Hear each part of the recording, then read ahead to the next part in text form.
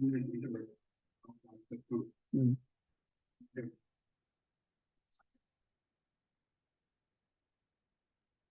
That what remains is Atma. So the question is, mind and intellect cannot grasp the truth. But mind and intellect become silent when the truth is realized. See, the truth is not available to sense organs or the mind or the intellect,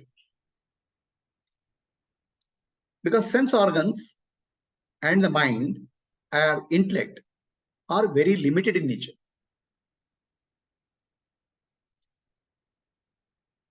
Truth is beyond the grasp of our mind and sense organs. What is infinite, what is eternal, cannot be sensed with the limited. It's like trying to measure a ocean with a spoon. How much water is there in the ocean? Can you measure with a spoon? The scientific discovery is always in the domain of the objective reality, which is available to mind and sense organs.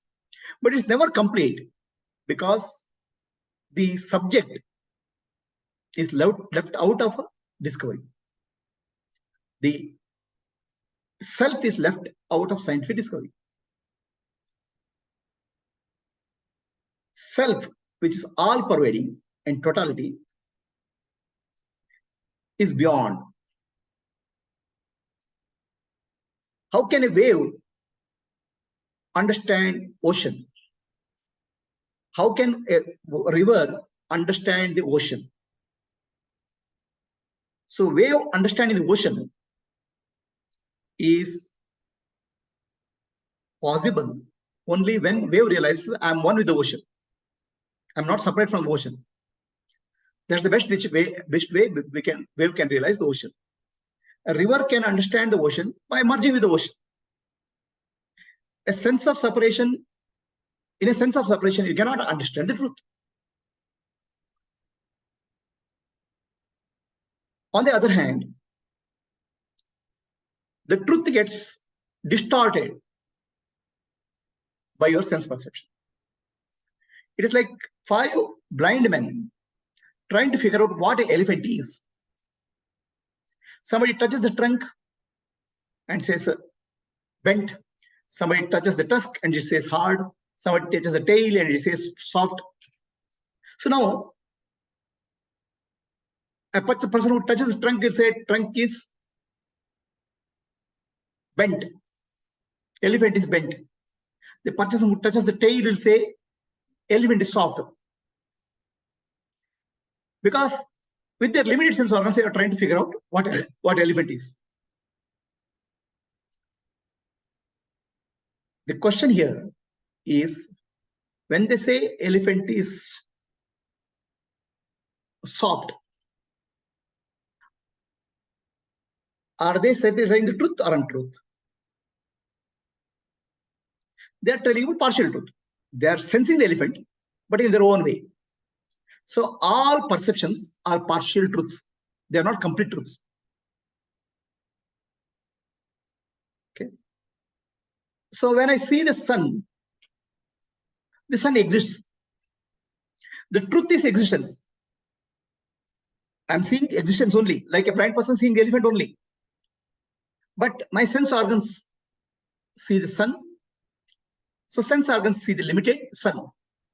So existence is seen as sun. So when I say sun exists, I'm telling the truth only. But a partial truth. Existence is not just sun alone. Existence is the totality. Existence is everything which is there in the world. The moon exists. The plant exists. But the problem here comes. Sun exists, correct.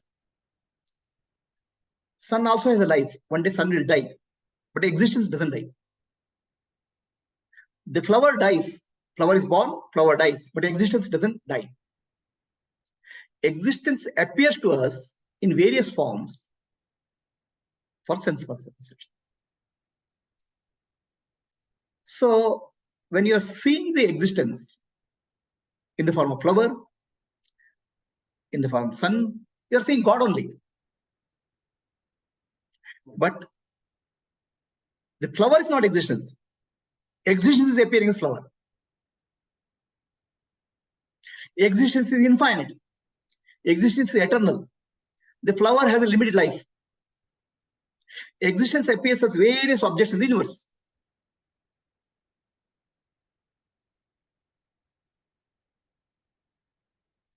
Objects change. The form changes. The name also changes. Somebody calls water as pani. Somebody calls the water niru. Different names. Different forms. Water also can be in different form. It can be in vapor form. It can be ice form. It can be molecule form. But existence doesn't change. Existence is always same. It is like saying water appears as a wave, bubble, or foam. But water doesn't change. Appearance changes. On the other hand, water is not a wave. Water is not a bubble. Water is not a foam. Foam is water. Wave is water. Bubble is water. The other way is true. Similarly, sun is existence. Okay, but existence is not sun. Existence appears as sun. Moon is existence, but existence is not moon. Flower is existence. Existence is not flower. So that way, if you understand, everything in the universe is nothing but God. Everything is nothing but God. Sarvam Khalvida Brahma. The flower is God. The sun is God. Moon is God. But God is not flower. God is not sun. The other way is not true, because God we cannot limit. What is limited is actually pointing to infinite. Right? So now the intellect and mind can only grasp the objective reality. They cannot grasp the subject.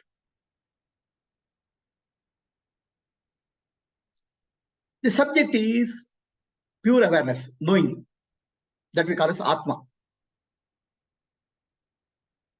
So awareness is reflected in the awareness as consciousness, reflected in the intellect as Chidabhasa. It's reflected in the body. Okay. So the body seems to be alive, conscious, because of reflected consciousness. So that's why a person starts confusing himself as body. Body is conscious, but it's not original consciousness, borrowed consciousness. So a person confuses himself as a body because body is conscious. A person confuses mind as himself because mind is also conscious, reflected conscious. A person confuses himself as buddhi or intellect because there's a confusion. Right? So there's a confusion. Okay. So this confusion is about all our life. I treat myself as body because body is conscious. Conscious means, when I say conscious, knowing principle. Body has a knowing principle. Sense organs we can see, hands we can touch. So body is alive and knowing principle. That's why we confuse I am body. Wherever the knowing principle is there, we start confusing that as me. Without understanding that knowing principle for the body is a borrowed principle, not its own nature. Body is inert. It got animated by awareness, knowing principle. Okay. So now we leave the illusion that body is me, intellect is me, mind is me. This confusion is called adhyasa. So now, out of this body, mind, intellect, intellect is the highest faculty. Intellect is the boss. Mind and body, they are the lower level functionalities compared to intellect. Right? So intellect says, I am the knower. Intellect thinks I am the knower. Right? And the knower confuses with the body when function working happens. Working is when the body works. When I walk, I say I am walking. Who is saying that? Knower says, which is intellect powered by consciousness. Says I am walking. Intellect powered by consciousness says I am happy or I am unhappy. When happiness or unhappiness is there, the mind. So it's the intellect powered by consciousness which gets confused. Intellect powered by consciousness is called jiva. Is the jiva which identifies the doer, which is called body, when you're walking or eating, and jiva identifies the mind when you are happy or unhappy. And jiva identifies the knower when some function, some knowledge happens. I know English, I don't know English. The knower has knowledge and ignorance. So the problem here is the knower is not there all the time. Knower is not there in sleep. It's in a dormant condition. Mind and intellect and the body have gone into a dormant condition. So there's no knower. But I exist.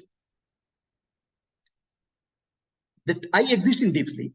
I exist in waking condition. I exist in sleep, dream condition.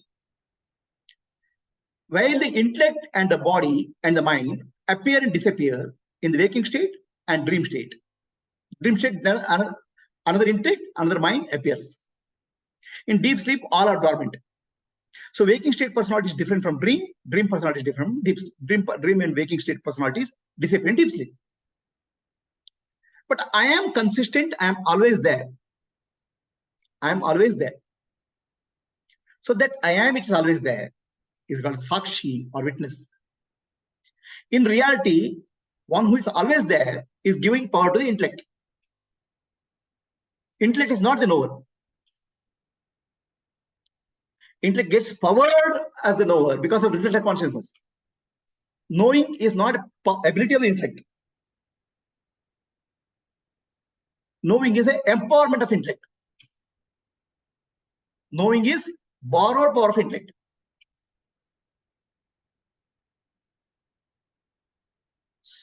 If knowing is the power of the intellect, then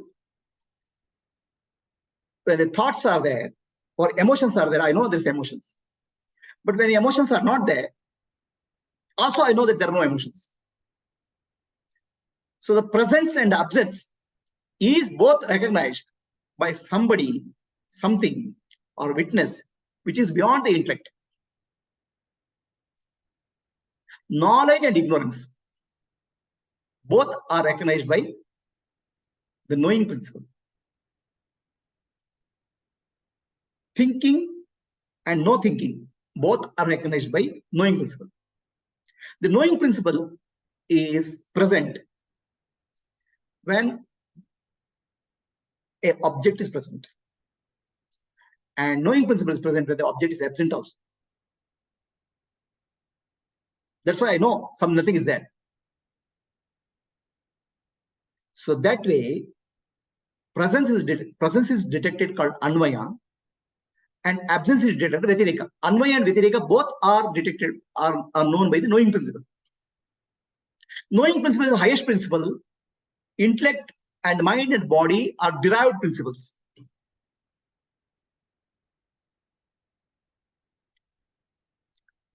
So it is like intellect, mind, and body are like moonlight. Sun reflects on the moon, and moon reflects the light on the earth. So the question now, can moonlight illuminate the sun? Sun can illuminate the moon, but can moonlight illuminate the sun? Reflection. Reflection cannot show the original. So that way, mind, intellect, and the sense organs cannot show the self, but they are powered by the self. So that doesn't mean that they don't know the self also. Right? When you say, I am coming, I am going, the I am is always referring to self. I stands for consciousness, am stands for existence, which is the nature of the self, which is not changing. That's why I am is unchanging.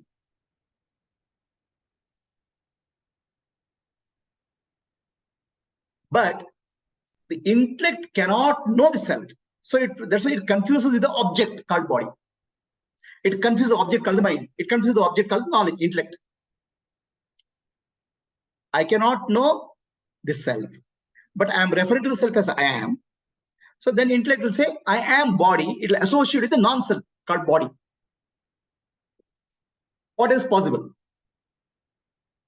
Right? Instead of identifying the true self, it will identify the self with the body, identify the mind. So this confusion is called ego. Conscious principle is identified with the unconscious principle. But unconscious principle also appears to be eliminated, alive. Body is also alive. There's a mixing up happening. This mixing is called adhyasa, superimposition. It's called ego. So intellect is the knower. But now, can knower exist independent of knower? Can it exist independently? The knower or the body or mind can exist independently of Atma, the self. Without the self, they don't have existence. Intellect cannot exist, mind cannot exist, body cannot exist. They are deriving the power from the self. Right? So that's why instead of calling Jivatma, Jiva, intellect plus consciousness called as Jiva, I'll call it as Jivatma. Atma plus Jiva. Where Atma doesn't change, Jiva is the consciousness identified with the intellect. Now this Jivatma entity is confused. Jivatma entity is confused. It identifies the body, it identifies the mind, it identifies the intellect. Say, I am the knower, I am the enjoyer, I am the knower. Kartaham, Bhoktaham, Gnataham is the confusion for this entity. Jivatma. Right? So the challenge here, Jivatma will use the intellect and the mind to see the objective world. Can Jivatma use the intellect to see the subjective world, my real self? Jivatma cannot, intellect cannot see the real self because it's the subject. Subject only can see the object. For example, I can see the world through my glasses. Okay, but glasses cannot see my eyes. Intellect is the inner thing. It cannot see the consciousness. But intellect is the cause of confusion. There's a cause of confusion in the intellect. Wrong understanding of who am I. So the intellect, ignorance in intellect is removed through Atma-dhyana, teaching. What is the teaching? Nanu, Nanembudu, Nanalla, Ideha, Manabuddhi, Nanalla. Sachidanandatma, Shivanamnani, Shivoham, Shivoham. Now, at this point, there's an elimination process. I'm not the body, I'm not the mind, I'm not intellect. Now, this intellect can do very well because it's an object. Intellect can understand, I'm not the body, I'm not the mind, I'm not intellect. Intellect can understand. Right? So, who does this elimination? Jiva part of the Jivatma. So, Jivatma stands as Jiva. It's called Jiva Bhava. In Jiva Bhava, elimination is done. You have to understand the concept Bhava. Bhava means stand. Okay. Jivatma takes a stand that I am the Jiva. As Jiva, I can say I'm not the body, I'm not the mind, I'm not intellect. This understanding is at intellect level. What I am not. Then now at this point of time, intellect is confused. If I'm not all this, then what am I? What am I cannot be grasped by the intellect. Understand? But does something remain there after that? After eliminating intellect, mind and body, is there something remains? So people come say nothing remains. It's emptiness. Okay. So that's where Buddhism leads to. After eliminating all the objectivity, you will be emptiness. Okay. Understand? So Sanatana Dharma says, no. If you eliminate everything which is manifest, body, mind, intellect, the one who is eliminating remains. One who is eliminating remains. One who is eliminating is Satchidananda, existence, unconditioned. That unconditioned existence is Atma. So what you call as nothing is not really nothing. It is a pure consciousness, pure existence, which is in the form of Satchidananda Atma. You can call it as nothing or something, whatever is that. But ultimately, it is the pure existence, which is not manifest. Intellect can only eliminate the manifest. Intellect cannot eliminate the unborn. Right? So, if you eliminate, I'm not the body, I'm not the mind, I'm not the intellect, then you have negated the material part of the Jivatma. Then what remains? Jiva is nothing but Atma only, consciousness only. Jiva Brahmaiva Napara. What remains is consciousness only. It's not nothing. For intellect, it's nothing. It's not a thing for the intellect. But in reality, that's what you are. Atma. Intellect cannot grasp Atma. Intellect stops at the point our elimination is done. Beyond this, I don't know. That I don't know is Atma. What is there, I don't know. Atma cannot be known. Atma is never an object of known. Atma is only the seer. I can see through the glasses, but glasses cannot see me. I can eliminate the glasses, but I remain. That I which remains is called Atma.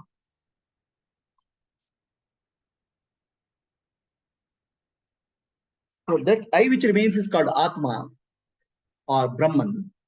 You cannot eliminate that. You cannot deny your existence. Right? You cannot deny your awareness. So I have eliminated all this. Are you aware that you have eliminated all this? That awareness and existence you cannot deny. That is called Brahman or Atma. But that is not, intellect cannot grasp it. But intellect cannot understand it. Intellect can understand it. How? Understanding happens in intellect. Intellect will come to understand that all knowable I have eliminated. All known I have eliminated. And what remains is unknown. That unknown is real I. That's the understanding happens in intellect.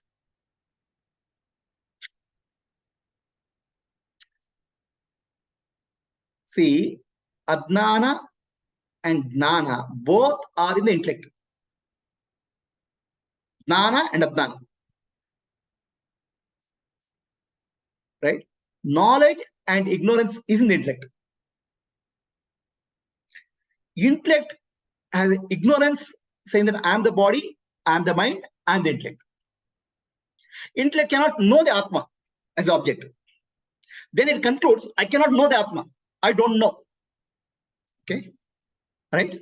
Then it declares, I am not the body, I am not the mind, I am not the intellect. That unknowable, unknown is I. That understanding happens in the intellect. Intellect knows the Atma as unknowable and unknown. The knowledge and ignorance is in intellect only. Intellect only recognizes the Atma also, but not as an object.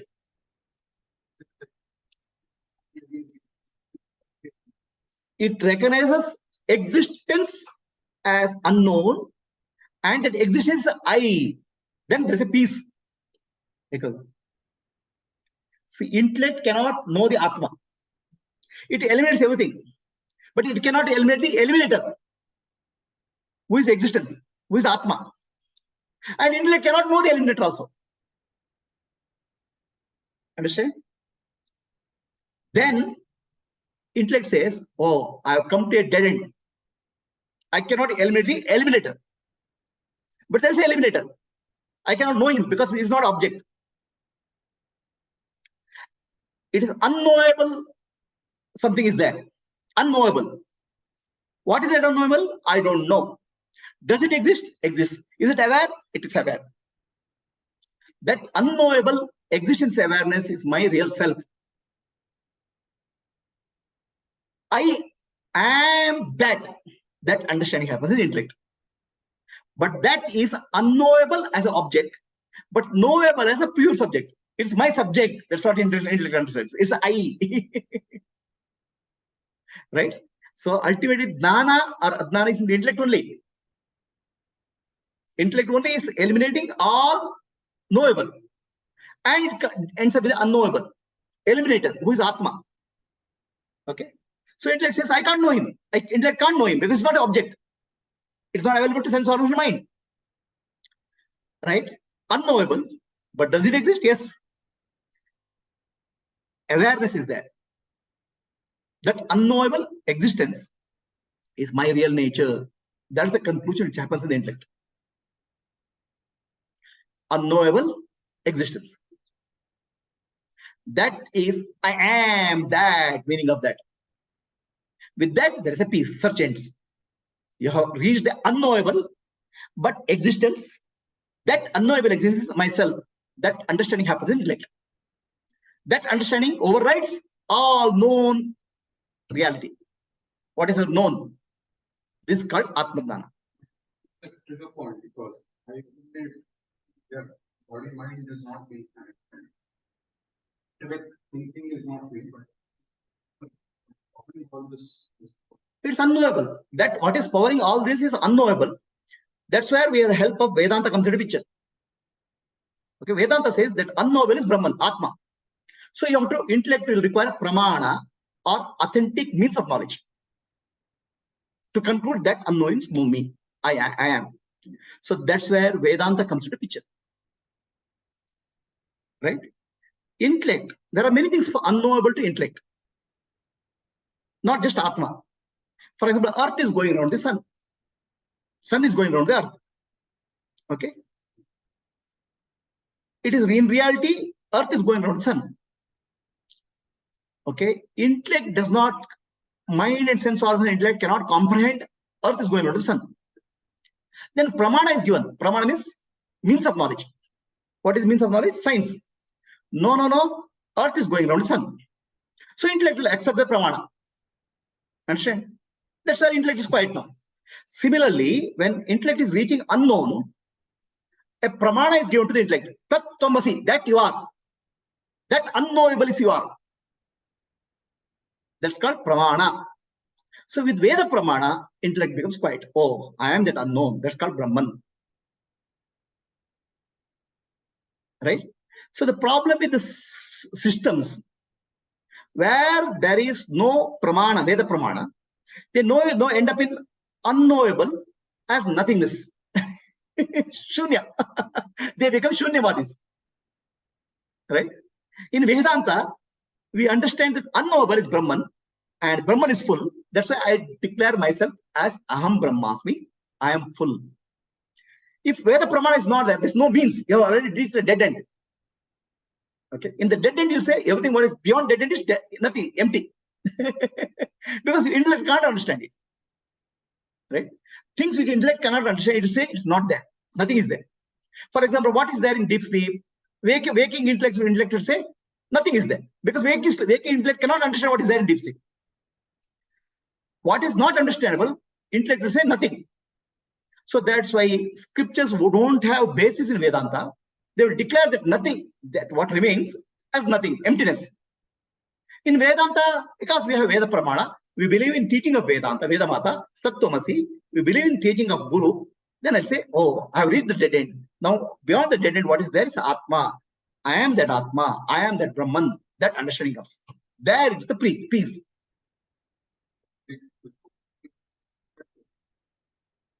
I've understood one more thing, that there is wisdom there, and I'm not saying that probably I'm still unknown is. No, intellect, there's nothing left. No, that's where the pramana comes into picture. No, see, valid means of knowledge, pramana, Then you make the intellect quiet. I don't know.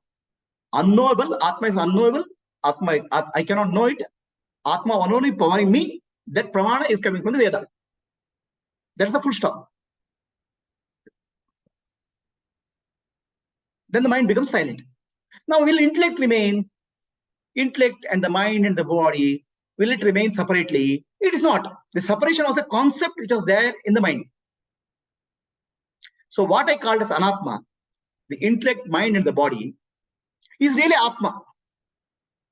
It appeared as separate entity because of the mind. So now, once you realize that atma alone is there, which is unknowable, and everything is a dependent reality on atma, they are not independent reality, they are called mithya. Like wave is a dependent reality called water, but wave has no existence of its own. Wave is nothing but water. So now what happens? There's no duality left. The intellect, the mind, and the body, and the world, duality is not left. So all these are intellect, mind, and body, and the world. It's just a name and form. Name and form has no existence of its own. It is nothing but water, atma only. So then what happens? Duality disappears. This understanding also will happen in the intellect. Mithya. So then what happens? Everything is atma, everything is Brahman. Sarvam khalu the Brahma. All this is Brahman. The duality, even if a trace of duality is left, atma is separated, anatma is remaining, still you'll fall into ignorance. Anatma is also atma only you have to recognize. Anatma is also atma in disguise. Then what is that? Non-duality. That alone can give peace. Aham Brahmasmi, Sarvam Khalu the Brahma. That alone can give peace. Aham Brahmasmi is transcendent reality. Sarvam Khalu the Brahma is immanent reality. Transcendent reality and immanent reality is one reality. Subject and object duality is not there. Only absolute reality is there. So that realization is called Aham Ayan Parabrahma. That alone is peace. Para Shanti.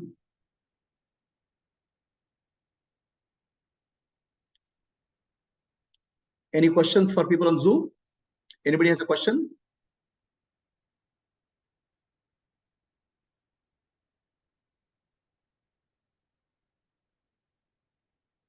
Vaniji, Sita.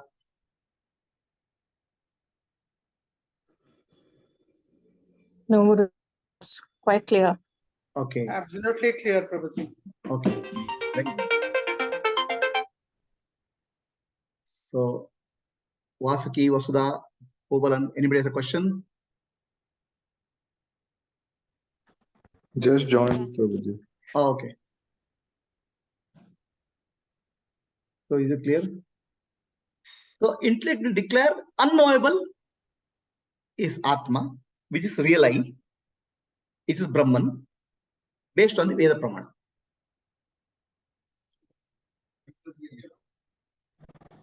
ಗುರುಜಿ ವಾಸುಕಿ ಹೇಳಿ ಇದು nowhere ಅಂತಂದ್ರೆ ಅದು ಜೀವ correct ಆತ್ಮ knowing principal ಅಂತಂದ್ರೆ ಜೀವಾತ್ಮ. So ಇವಾಗ knowing principle ಮತ್ತೆ ವಿಟ್ನೆಸ್ ಕಾನ್ಶಿಯಸ್ನೆಸ್ ಅಂತ ಹೇಳ್ತಾರೆ, ಎರಡು ಒಂದೇನಾ? ಅದು knowing principle is witness, witnessing. So it is the highest principle ಅಂತಂದ್ರೆ witness consciousness is the highest. Witness or knowing principle is highest principle.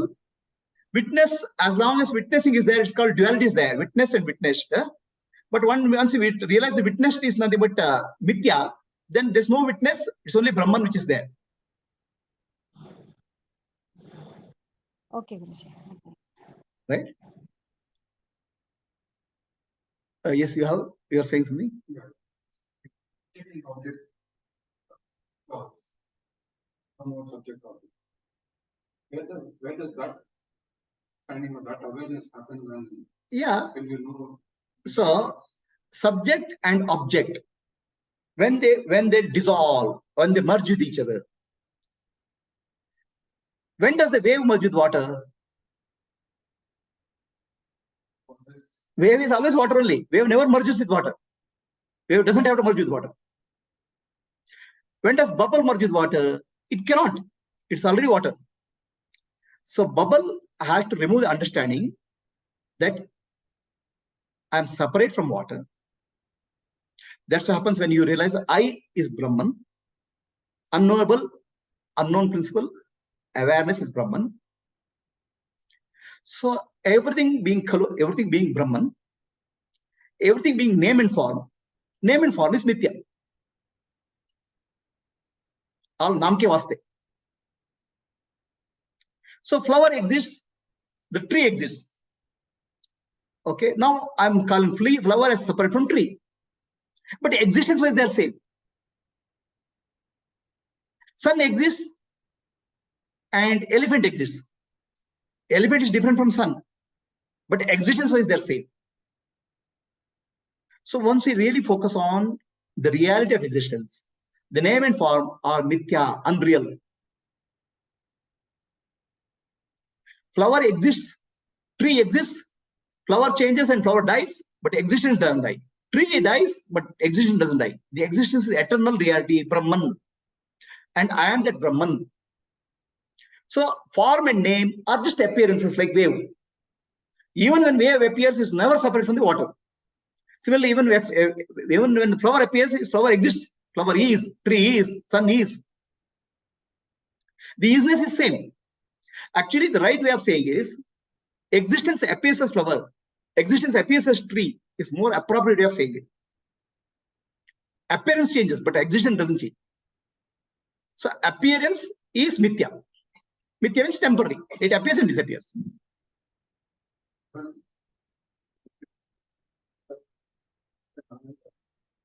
Only for the intellect, but actually, Sat, Chit, Ananda are not three words.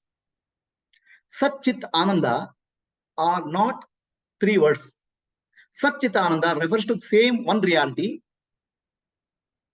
Existence is Sat. What is existent is conscious also, Chit. And what is existent conscious is infinite also, Ananda. It's referring to one reality. They are not three different aspects. See, Sat, Chit, Ananda means, Sat means existence. So existence, what is existent, has essential nature called awareness. It's not an attribute, it's not a quality. If it's a quality, you can change it. Right? So we have to understand two types of nature of an object. A flower has essential nature called flowerliness. If you remove flowerliness, there's no flower. But a flower can be red flower, yellow flower, blue flower. Red, yellow, blue are called attributes or qualities. Qualities are not essential, but essential nature is flowerliness. What is the flowerliness? We don't know. Similarly, essential nature of Brahman is Sat, Chit, Ananda. They are all one. They are not attributes. They are essential nature. So if it's attribute, if you remove Sat, Brahman can be still there. If you remove Chit, Brahman can be there. It's the same nature. Right? Flowerliness, if you remove flower, is not there. Satchidananda, if you remove Brahman, is not there. They are all one reality. Take another example. Fire is there. Okay. The burning is the nature of fire. If you remove burning, there's no fire. So fire is there and burning is an attribute of fire. For fire, no. Burning is the nature of fire. Similarly, Satchidananda is nature of Brahman, is not an attribute of Brahman. It's called Swarupa.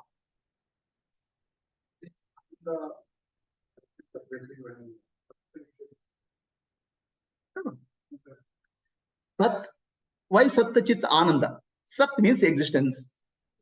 Okay, existence is denying non-existence. So we'll come to many people will come to non-existence. Okay, that's why many of the philosophical systems which are not Sanatana Dharma, after eliminating everything, what is that? Non-existent will say. So Sanatana Dharma says what remains is existence. It's as against non-existence, opposite of non-existence. So then you may come to conclusion, it is unconscious. No, it is conscious. Non-existent is conscious. Chit, as against achit, jada. So then because it's unknowable, you may conclude it's finite. So to remove the concept of finiteness is called ananda, means ananta. What is it? Sat Chit is ananta, infinite, not finite. Ananda is eliminating the concept of finiteness, limitation.